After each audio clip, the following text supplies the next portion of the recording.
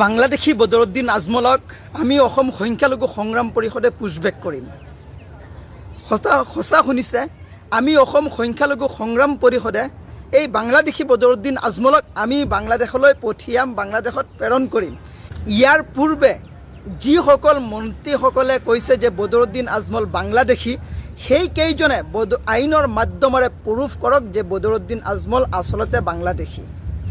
যদি বদৰুদ্দিন আজমলক বাংলাদেশী কোৱা সকলে আইনৰ মাধ্যমত বদৰুদ্দিন আজমলক বাংলাদেশী বুলি প্ৰুফ কৰিব পাৰে, আমি চৰকাৰ প্ৰশাসনৰ কথা নাজানো, আপোনালোকে পুছবেক নকৰিলেও আমি অসম সংখ্যালঘু সংগ্ৰাম পৰিষদে বদৰুদ্দিন আজমলক বাংলাদেশত পুছবেক কৰিম।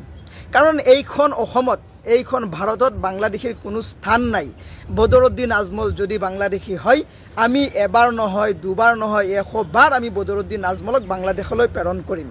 কিন্তু বদৰুদ্দিন আজমল যে বাংলাদেশী, সেয়া কিন্তু আইনৰ মাধ্যমেৰে সেই কেইজন মন্ত্ৰীয়ে প্ৰুফ কৰিব লাগিব, যেই কেইজন মন্ত্ৰীয়ে বদৰুদ্দিন আজমলক বাংলাদেশী বুলি কৈছে। যিজন মানুহ 3 বাৰৰ সাংসদ, এইবাৰ লৈ 3 বাৰৰ বিধায়ক, আজি 20 বছৰৰ পৰা ৰাজনীতিত এক সবল নেতৃত্ব দি আছে, সেইজন মানুহক আপোনালোকে বাংলাদেশী বুলি যে অভিহিত কৰিছে, আপোনালোকৰ চৰকাৰে এইখন দেশত কি কৰি আছে? এজন মানুহ বাংলাদেশী জানিও আপোনালোকে বাংলাদেশত প্ৰেৰণ কৰিব পৰা নাই কিয়? আৰু বাংলাদেশী হিচাপে আপোনালোকে আইনৰ মাধ্যমেৰে প্ৰুফ কৰিব পৰা নাই কিয়?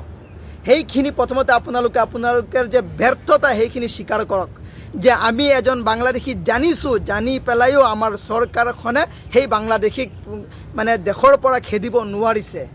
সেই আপোনালোকৰ ব্যৰ্থতাখিনি আপোনালোকে আগতে আপোনাৰ ৰাজহুৱা কৰক যে আমি ব্যৰ্থ হৈছোঁ। বদৰুদ্দিন আজমলৰ দৰে এজন বাংলাদেশী দেশত আছে, কিন্তু আমাৰ চৰকাৰে সেই বাংলাদেশীক খেদিব নোৱাৰিছে। সেইখিনি আপোনালোকে স্বীকাৰ কৰক। বদৰুদ্দিন আজমল কেতিয়াও বাংলাদেশী হ'ব নোৱাৰে।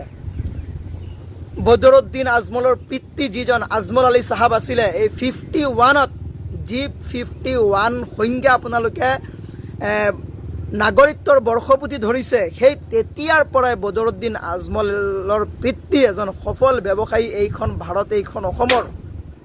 কেনেকৈ বদৰুদ্দিন আজমল বাংলাদেশী হয়?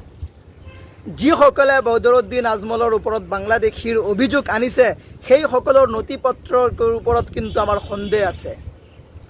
আপোনালোকৰ নথি পত্ৰৰ ওপৰত আমাৰ সন্দেহ আছে। গতিকে মই প্ৰশাসনক অনুৰোধ কৰিম যে সেই সকলৰ নথি পত্ৰ আপোনালোকে চেক কৰক। মই আকৌ কৈছোঁ, আপোনালোকে যদি আইনৰ মাধ্যমেৰে বদৰুদ্দিন আজমল বাংলাদেশী হয় বুলি প্ৰুফ কৰিব পাৰে, আমি অসম সংখ্যালঘু সংগ্ৰাম পৰিষদে বদৰুদ্দিন আজমলক বাংলাদেশলৈ পঠিয়াব পাৰিম। গতিকে আপোনালোকে আগতে প্ৰুফ কৰক, নহ'লে বদৰুদ্দিন আজমলৰ ওচৰত আপোনালোকে ক্ষমা বিচাৰক, যেই কেইজনে বদৰুদ্দিন আজমলৰ ওপৰত এই বাংলাদেশীৰ মিছা অভিযোগ আনিছে।